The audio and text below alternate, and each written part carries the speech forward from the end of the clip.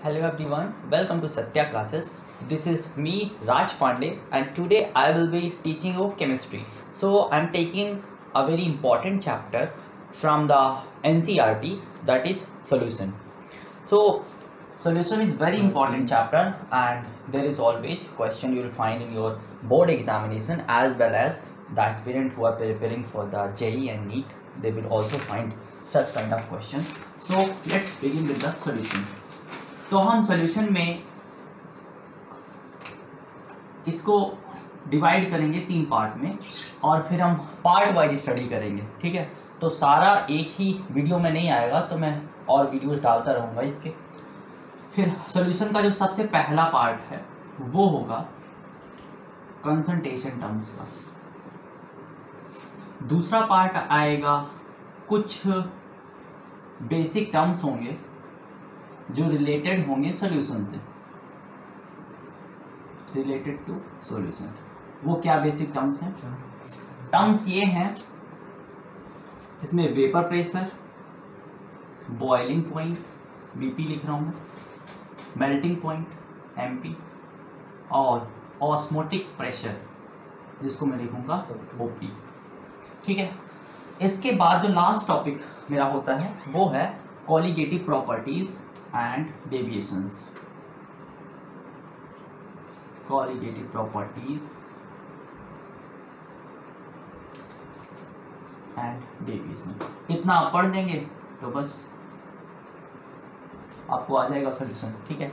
सो ये जो concentration terms हैं में सब बेसिक कंसेप्ट ऑफ केमिस्ट्री में वो सारे हम यहाँ पे एक्सप्लोर करेंगे।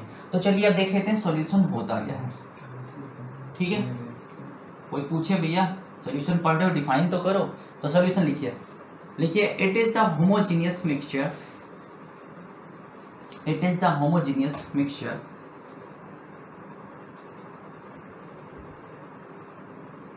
it is the homogeneous mixture of 2 or more non-reacting substances under the limit of proportion.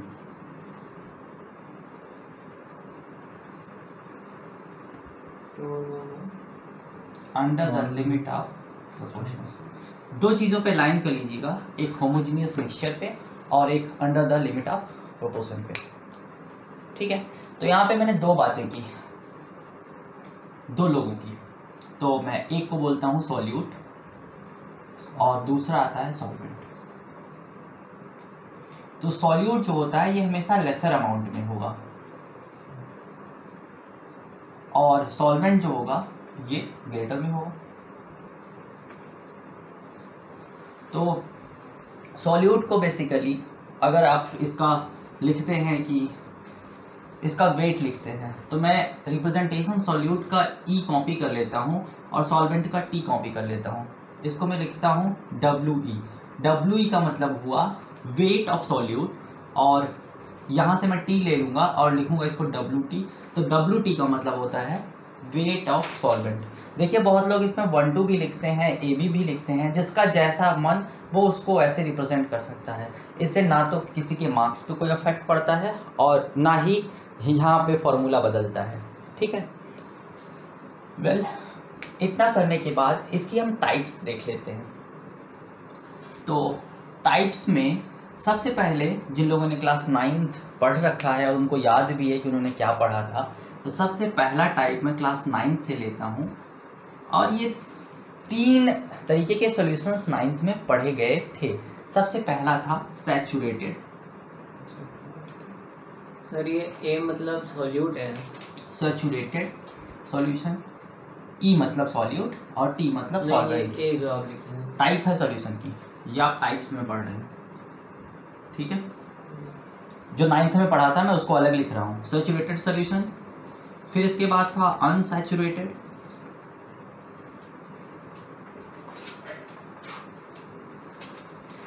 Last one is super saturated.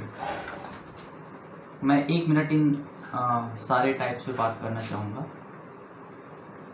बात करना भी चाहिए। अब आप 12th में हैं और फाउंडेशन में हैं तो आपको सब कुछ जानना भी चाहिए। तो सैचुरेटेड सॉल्यूशन क्या होते हैं? सैचुरेटेड मतलब ये हुआ कि अगर आप किसी भी सॉल्वेंट में सॉल्यूट को डिसॉल्व करते हो, ठीक है, तो सॉल्वेंट की एक कैपेबिलिटी होती है कि वो कितना सॉल्यूट अपने में डिसॉल्व कर सकता है, और आप उस कैपेबिलिटी पे मैक्स पहुंच जाइए, ठीक है।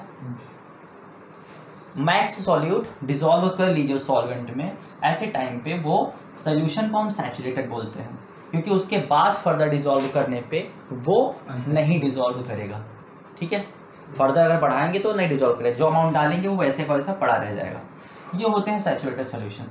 अनसैचुरेटेड मतलब होता है कि जो मैक्स अमाउंट है, मीन जो कैपेबिलिटी है, कैपेबिलिटी से कम अगर अमाउंट है सॉल्यूट का, तो ऐसे टाइम पे हम उसको अनसैचुरेटेड बोलते हैं। मतलब ये हुआ कि अभी भी सॉल्यूशन के पास और पावर है सॉल्यूट को डिसॉल्व करने की, so this is known as unsaturated solution. So this things are really important. Super saturated की बात कर लेते हैं। तो डेफिनेशंस जैसे मैं बता रहा हूँ, आप इन सबको सुन लीजिए, अगर लिखोगे तो नोट्स बहुत बढ़ जाएगी। इन सारी की डेफिनेशन जानने जरूरी है, जिस्ट पकड़िए। सुपर सैचुरेटेड का मतलब ये हुआ कि अगर आप मिला रहे हो, क्या मिला रहे हो, सॉल्यूट मिला रहे हो सॉल्वेंट में, एट अ टाइम ऐसा आता है कि वो घुलना बंद हो जाता है। अब इसी समय पे क्या करिए कि आप उसका टेम्परेचर इंक्रीज करना शुरू करिए।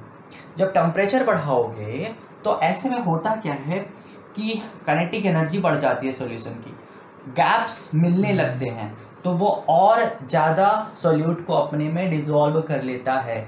लेकिन उसकी भी एक लिमिट होती है, और मैक्स लिमिट तक पहुंचने के बाद हमें क्रिस्टल्स दिखने लगते हैं अपने सॉल्यूशन में। मतलब टेम्परेचर बढ़ाते रहेंगे, सॉल्यूट डालते रहेंगे, फिर एक समय ऐसा आएगा कि होना बंद हो जाएगा ऐसा कुछ, और मुझे क्रिस्टल दिखने लगेगा। ऐसे टाइम पे हम बोलते हैं super saturated solution. Is it okay? तो ये रही 3 टाइप जिसके बारे में मैंने आपको ब्रॉडली डिस्कस किया। बी टाइप आता है हमारा एक्वस और नॉन एक्वस, ठीक है। एक्वस मतलब जब मैं एक्वस बोलूंगा तो आपको ये समझ आना चाहिए, AQUOUS, और दूसरा आ रहा है non aqueous, AQUOUS, non aqueous. Aqueous मतलब एक्वा पानी, एक्वागार्ड तो ये पानी वाले हैं, जिनमें पानी होगा वो है हमारे aqueous. No water, non aqueous, ठीक है। ये सब तो बातें हो गई। फिर मैं इनको इरेज करके, थोड़ा मुझे स्पेस चाहिए।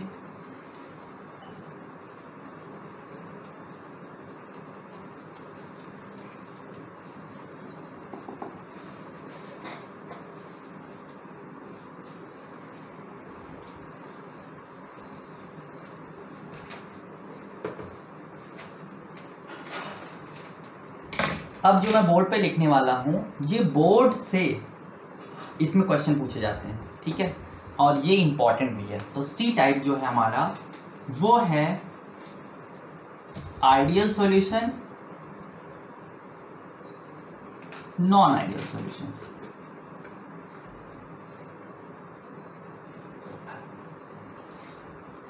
और D point is also very much important. इसमें होता है solution containing non volatile solute, volatile, non volatile solute, और दूसरा है solution containing volatile solute.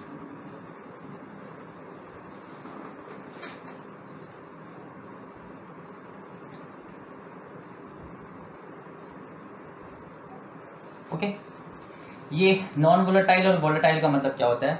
Volatile का मतलब होता है ऐसे वाले सॉल्यूट जो हीट या टेम्परेचर पाने पे खुद को वेपर में कन्वर्ट करने लगते हैं, और ऐसे वाले जो नहीं कन्वर्ट करते उनको बोलते हैं नॉन वोलेटाइल, जो कन्वर्ट करते हैं उनको बोलते हैं वोलेटाइल, ठीक है।